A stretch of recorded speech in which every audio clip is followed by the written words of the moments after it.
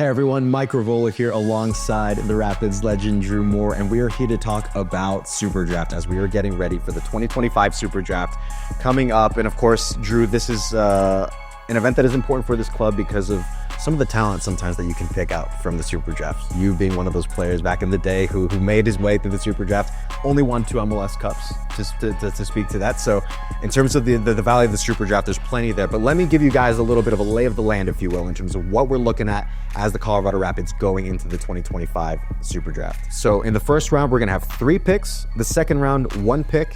And in the third round, another 3 picks. So a total of 7 picks that the Rapids are going to have. And in terms of rules and eligibility, sophomores and juniors are eligible to be chosen in the SuperDraft. And the Rapids did choose a few players who ended up staying in school as well while able to maintain their eligibility. Those 3 players were forward Palmer Alt, who recently transferred from Butler to Indiana, defender Anderson Rosa, who's at the University of Central Florida, and forward gunner Studenhoft, who's currently at Manhattan College. However, we did make some picks along the way in the 2024 SuperDraft who did stick with the club, and Kamani Stewart-Baines and Nate Jones and Wayne Frederick. And in terms of guys you've seen in the past, like yourself, or as it pertains to other Rapids that we've had here in the past, and Keegan Rosenberry, the club captain, drafted by Philly back in 2016 and has shown how steady he is and how reliable he is at the Rapids.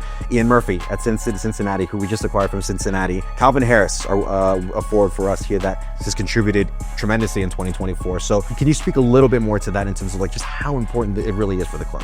Sure. I think every club looks at the SuperDraft differently, and I love that the Rapids still put a lot of stock in it, because if I were to tell you, hey, we're going to bring a player in and he's going to make an impact for a year and a half, and after that year and a half we're going to sell him for $1 bazillion, and I told you that, oh, we got that player in the MLS SuperDraft, you would be like, what, really? And that's Moise Bombito, obviously. The SuperDraft can still be extremely important, and then you listed another group of players that have had big impacts on this club and that might and Ian Murphy have a big impact on this club. And so I still think the SuperDraft is extremely important, especially being able to draft sophomores and juniors now as well. So the pool increases.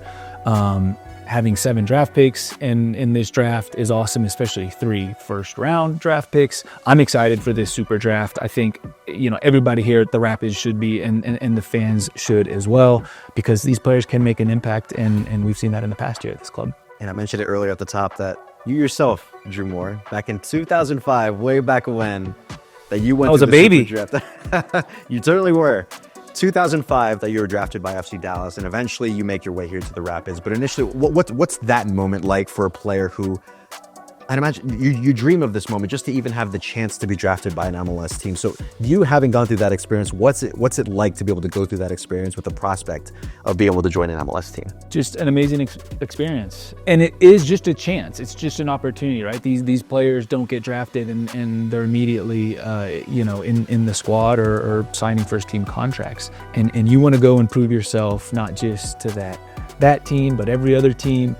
Really the entire league, that you deserve to be here, and you're going to do everything you can in preseason to reward that team for picking you in the draft, and of course to reward yourself to prove that you can be a professional. A special day, and it will be for all these players that are drafted in the SuperDraft this year as well. Certainly so, and of course the Rapids, they're not strangers to picking very, very good players out of college into the SuperDraft, into the Rapids. Of course, you played with quite a few of them, Drew. I'm going to list off a few here, between Deshaun Brown, who is a Rookie of the Year finalist, Dylan Powers, who was the Rookie of the Year in 2013, Marlon Hairston, very steady, kind of right back out on the right-hand side, was a great contributor off the right-hand side. Dominic Baji, people will know, who had a couple stints, at least with the Rapids. And of course, 2021 helped see out that season, had that special season that we did. And of course, I think the most notable example of what you can get out of the SuperDraft is Moise Bombito, who went from junior college and is now currently at OGC Nice in Ligue 1. That, I think, emphasizes the point of just how important this SuperDraft can be. Well, I would say not just for the Rapids, obviously, for this club,